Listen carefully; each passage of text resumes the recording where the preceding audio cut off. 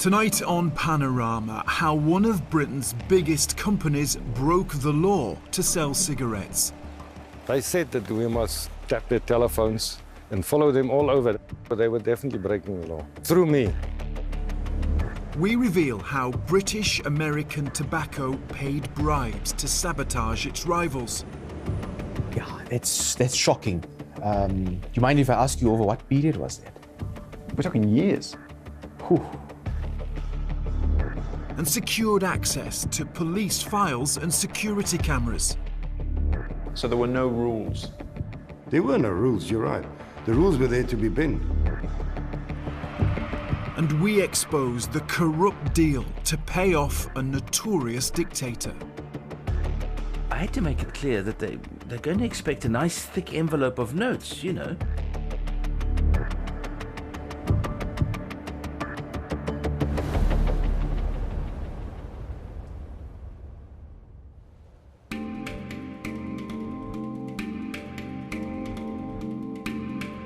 In South Africa's rural heartland, one company dominates tobacco production.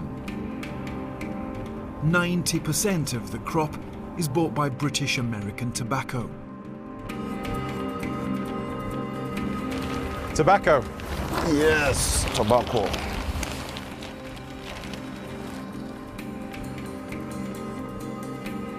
BAT sold a staggering 638 billion cigarettes last year. And South Africa is one of its most important markets. More tobacco. Yeah, we train up. The company has been operating here for more than 100 years. Smell is very powerful, isn't it? It's that is tobacco. No doubt about that. All the tobacco in this area all goes to BAT. Yeah, So they dominate the market. they dominate the market, yes, I can say that.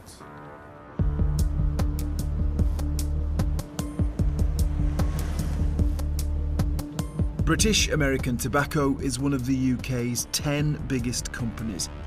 It made almost £10 billion profit last year. BAT has strong foundations. And it claims to be an ethical company. And behaving ethically in all we do. It says it's committed to the highest standards of conduct and transparency wherever it operates. BAT. Building a better tomorrow.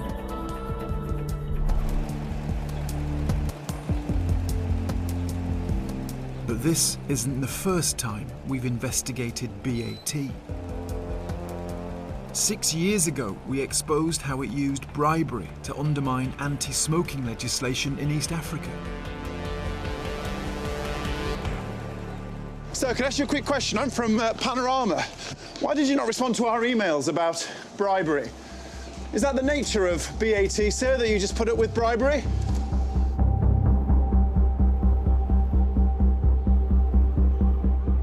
Our revelations prompted a 5-year investigation by the UK Serious Fraud Office. Now, this January, the SFO concluded there wasn't enough evidence for a prosecution. But working with the Bureau of Investigative Journalism and the University of Bath, we found new whistleblowers. They say BAT went to extraordinary lengths to sell cigarettes.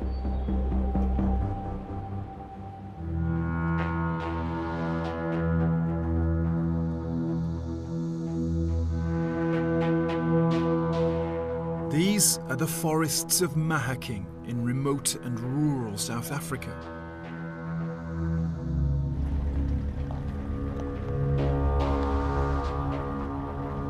Peter Snyders lives here now, but he used to have a very different life. Spying and bribing, breaking the law to help BAT sabotage its rivals.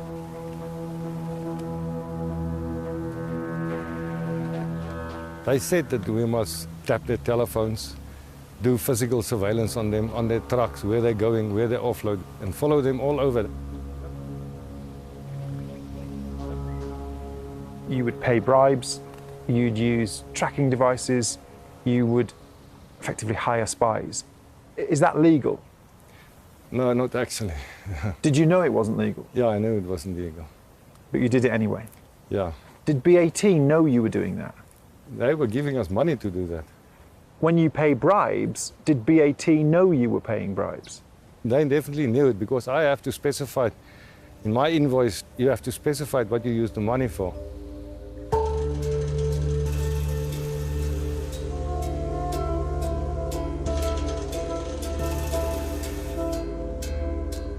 Half a world away, another man is running away from his past.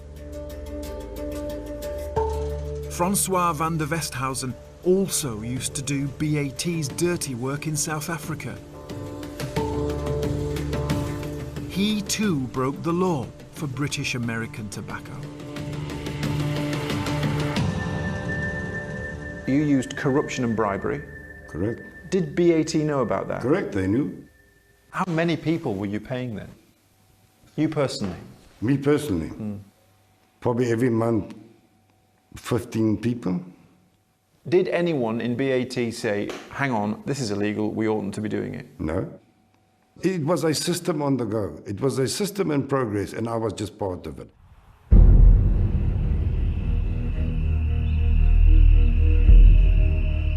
BAT's secret operation in southern Africa ran from 2000 to 2016. We have spoken to a dozen insiders. Many, like Peter and Francois, had worked for South Africa's apartheid police force. They say their job was to destroy the competition for BAT. South Africa is a huge tobacco market, and BAT controls the majority of sales. 70% of the market has billions of cigarettes every year. There is a problem with cigarette smuggling and tax dodging in South Africa, which BAT claimed some manufacturers were involved in. BAT said it was helping the government curb these illicit sales. But our evidence suggests BAT went far beyond that.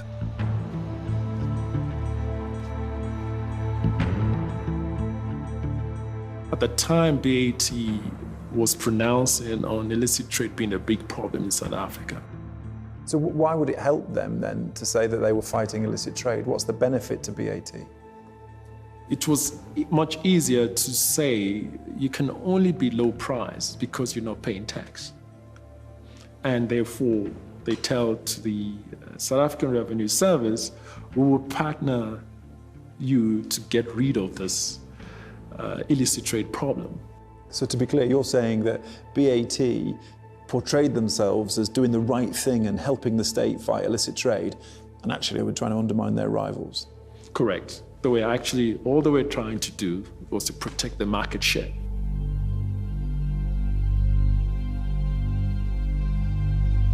To undermine its rivals, BAT turned to a private security company. Forensic Security Services, or FSS. It's where our two whistleblowers worked. Were BAT genuinely interested in tackling illicit trade, or did you believe that it really was all about undermining rivals? I think it was undermining rivals. How many successful prosecutions were there from the work you did for FSS for BAT? I can't remember one. You're there to sort of undermine this illegal system. I think most of us would imagine that that ends up in the courts and prosecutions, and you can't think of one case. Yeah, no, I can't think of any case now. The instruction that we got from management, BAT management and FSS management, at the time was to close down the opposition.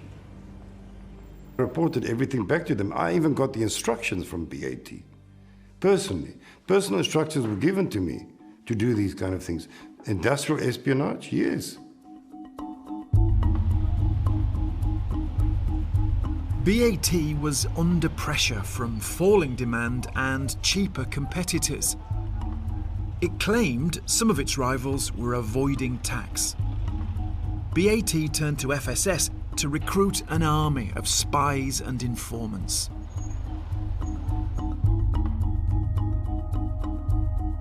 We've obtained thousands of documents that show how they did it. Internal reports, emails and invoices. FSS registered its informants and gave them code names. They had almost 200 special informants, or SINs, on their books. Some were paid the equivalent of hundreds of pounds a month. FSS would meet informants at fast food restaurants like this. They dole out cash to workers from rival factories. They would then sign the receipts and get someone from BAT to witness the payments. Informants were paid to report what they saw at work, giving daily updates on production. This matters because paying bribes in exchange for information like this appears to break UK law. And the emails confirm the payments were approved by local BAT managers. BAT in South Africa, were they aware that you were doing all those things? They said in most of the management meetings where these things were discussed and the operational planning was discussed. Is there any way that they could have thought that that was just legitimate practice that they didn't understand? No, not at all. Not at all. So they knew it was illegal? Correct.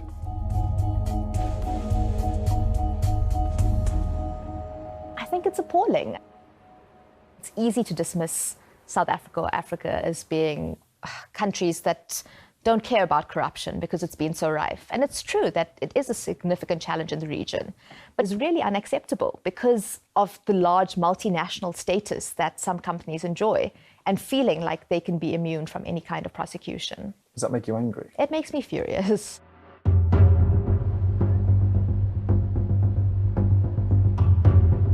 It wasn't just local BAT people who knew what was going on.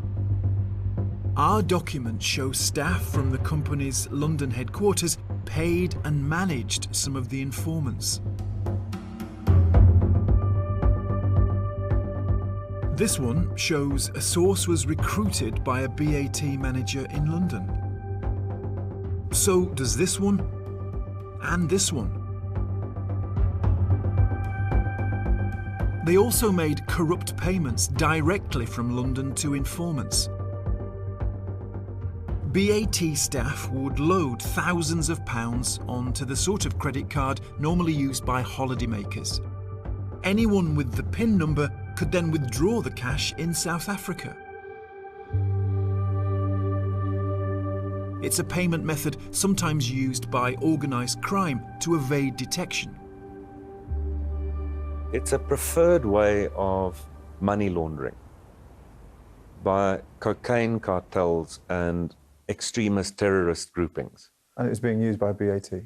They use these systems to pay their operatives in other jurisdictions in a manner so that you can't trace who paid the money or who's using the money.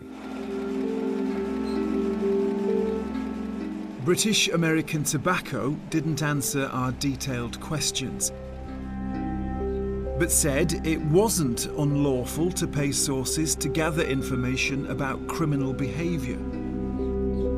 We emphatically reject the mischaracterisation of our conduct.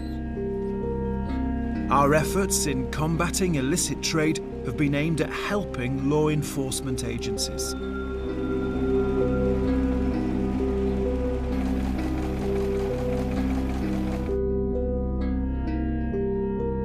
But our evidence strongly suggests it wasn't all about helping law enforcement. BAT wanted to know what its competitors were doing so it could disrupt their business. Factory workers at rival companies like Gold Leaf were paid to tell FSS when trucks loaded with cigarettes were leaving. FSS gave its informants phones to pass on information and to take pictures of the registration plates.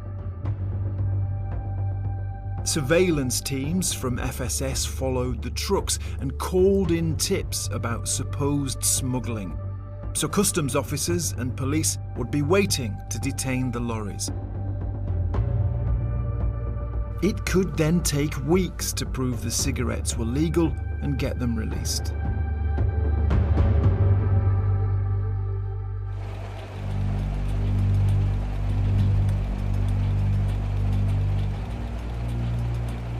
You see this device over here? This is a tracking unit which we found on one of the trucks. So that was on one of the trucks? This was on one of the trucks.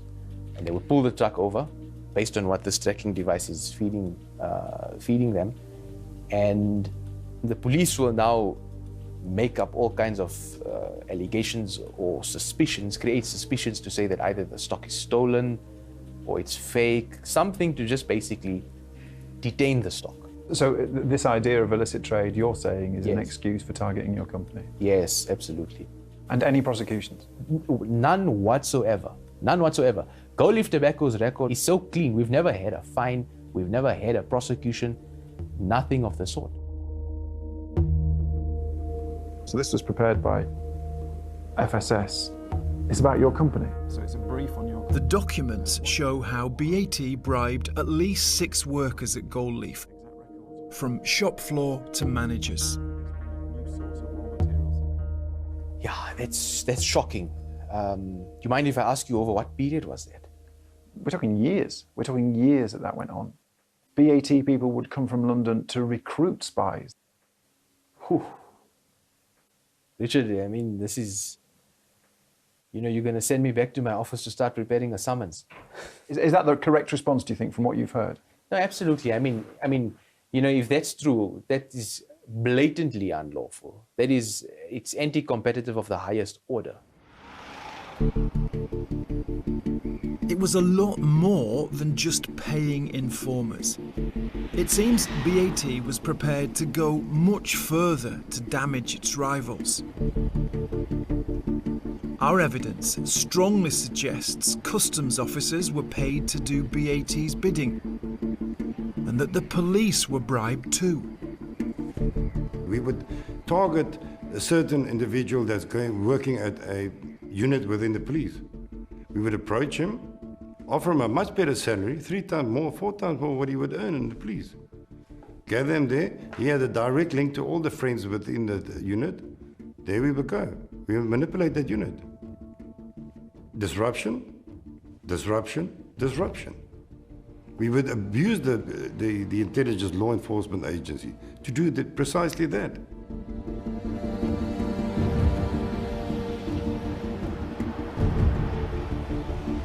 BAT got access to information from police files and the vehicle registration system.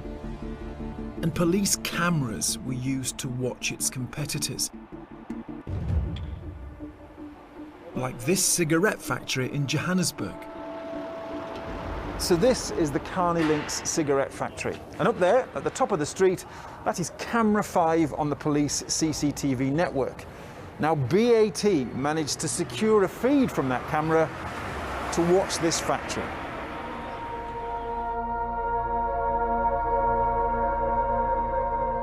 These are the pictures from that camera at that time.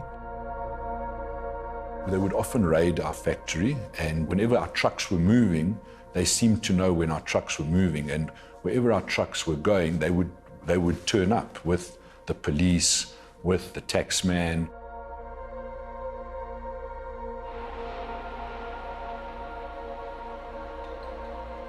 They would then either impound our stock or confiscate our trucks, or just disrupt our business continuously. And every time we would win, it would never go to court. We would show our documentation, we would be able to justify what we were doing, and everything was returned to us. But if you're a small business, it hampers your cash flow dramatically. What was that like? It was terrible. To survive that was very, very difficult. I'm supplying 1% or 2% of the market. Why do they go to this much trouble to try and keep us out of the market? It's crazy. BAT says the surveillance was all about stopping the sale of illegal cigarettes. But neither Carney Links or Gold Leaf were ever prosecuted as a result. think there's an arrogance, and I think it's quite infuriating when you think about the way in which they've been able to manipulate both public officials and intrude into the rights of individuals and the public, and in a really concerning and unacceptable manner.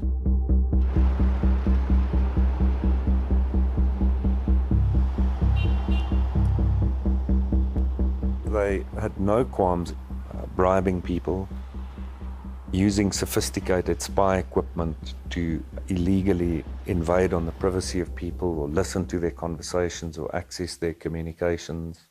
BAT is the 8th biggest British company that's an established blue chip, stock market registered, everybody's pensions company. What do you think about a company like BAT through FSS doing the sort of things that you've just described? No, I think it's utterly disgusting. I think it's shocking. But they're doing it because they're getting away with it. British American Tobacco says the allegations are not new and have been investigated. And it rejects the allegation that any steps were taken with the aim of impacting the lawful activities of legitimate competitors or for commercial advantage.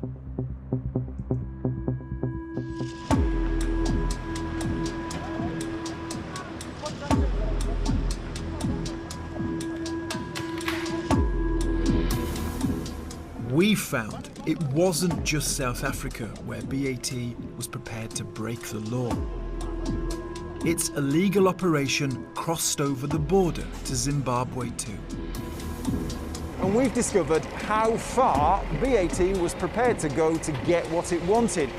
Documents suggest a bribe was paid to Zimbabwe's former dictator, Robert Mugabe.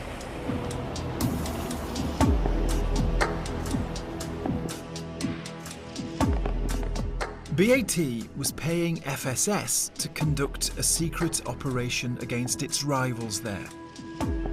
The plan was to reduce the production capacity at factories in Zimbabwe, ultimately resulting in the closure of 3 of them.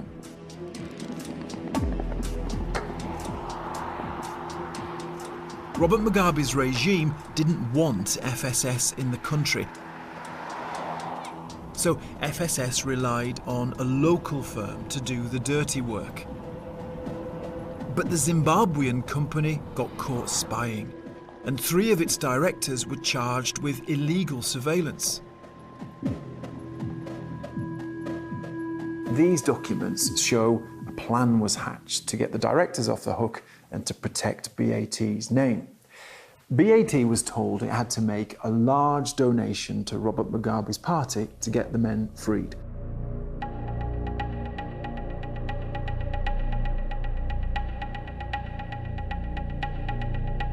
This man was sent in to negotiate the deal for BAT. He doesn't want to be identified. He says he bribed Zimbabwean government officials to set up a meeting with them. I had to make it clear that they're going to expect a nice thick envelope of notes, you know.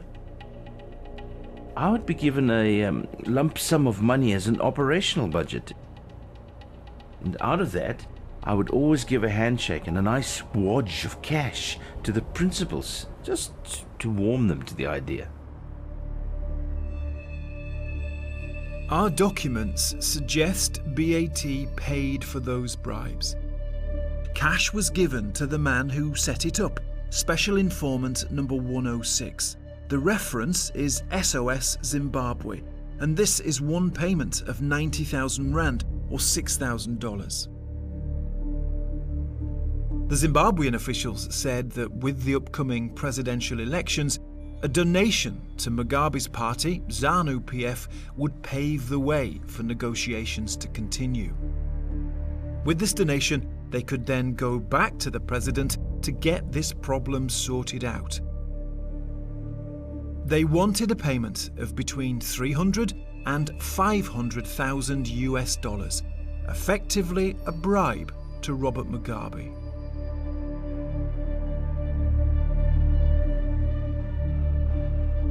We can't prove the money was handed over.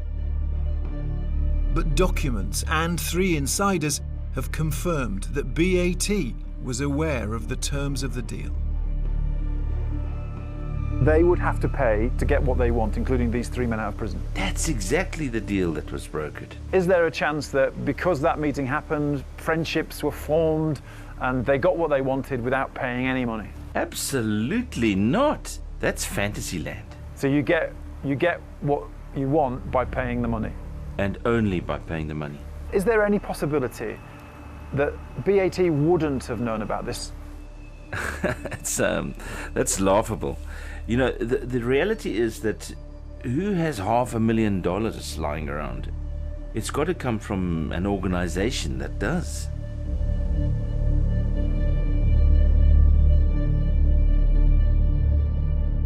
Within days of the deal being offered, all 3 directors were free.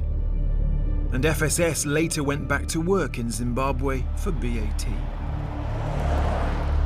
How serious an issue would it be if BAT were found to have paid a bribe of hundreds of thousands of dollars to a man like Robert Mugabe, a dictator?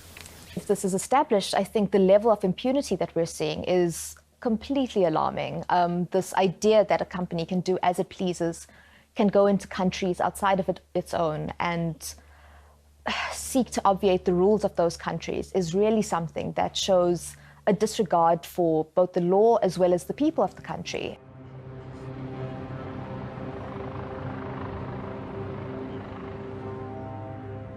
British American Tobacco didn't answer our questions about the Zimbabwe payments, but it didn't deny bribing a dictator. The company cut ties with FSS in 2016. It said acting responsibly and with integrity underpins the foundations of our culture. BAT fully cooperated with the SFO's investigation, which included allegations relating to South Africa, and resulted in no action.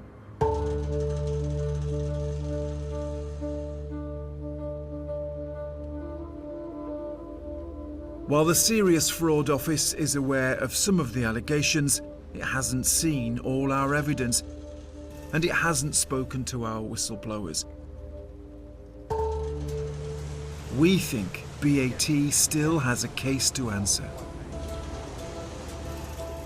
I hope that the Serious Fraud Office make contact with me. I hope they make contact with each and every individual that worked for FSS and being paid by BAT to do this illegitimate stuff. My bank accounts are there, go look. I received that money. I handed it out in cash. If you were approached by, for example, the British authorities, would you tell them what you've told me? Yes, I will. Why?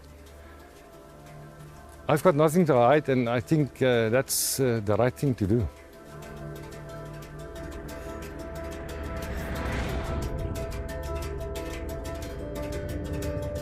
Panorama has already revealed how British American Tobacco used corruption to undermine health reforms. Now we've exposed how for 16 years it used bribery to damage its rivals. BAT, the company that stopped at nothing to sell cigarettes.